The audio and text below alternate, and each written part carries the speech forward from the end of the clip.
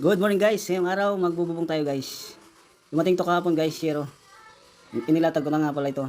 Ngayon, titext ko na lang guys. Gamit ko nga pala guys, portable, chargeable, drill. Ito ang aking gamit kasi brand out ngayon. Kagabi nakapag-charge pa ako kaya meron tayong gamit. Pag nalubat, bukas na naman ulit guys. Kasi bukas, may power na. Ganito ang ating buhay guys. Pag nasa bakasyon, magtrabaho pa rin tayo guys dito sa sarili nating bahay. Gaya nito, gumawa ako ng trusses, ngayon naman nagbububong na guys. Dirty kitchen to guys, binubuhan ko para di na maulanan. Kung ano-ano lang guys ang ating maisipan na gawin pag dito tayo ngayon sa bahay natin. Yung ating mga kaya lang para di na tayo magbayad o mag-upa sa gagawa kasi kaya naman natin.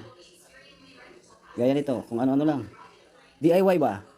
Mga ganitong trabaho guys, dahan-dahan lang to guys. Di kailangan magmadali. Kasi atin naman to, sarili natin to. Ang importante, maganda. Okay na okay sa paningin. Para di tayo pa ulit-ulit guys. Wala tayong amo, sarili natin. Kaya pagandahin natin.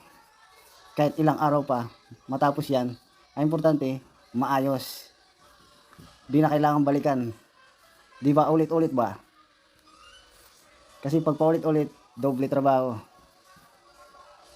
Nga pala guys, hanggang dito na lang muna. Tatapusin ko na muna itong video na to kasi tatapusin ko na muna itong ginagawa ko. Hanggang susunod na lang ulit na video. Paalam na guys. Ingat.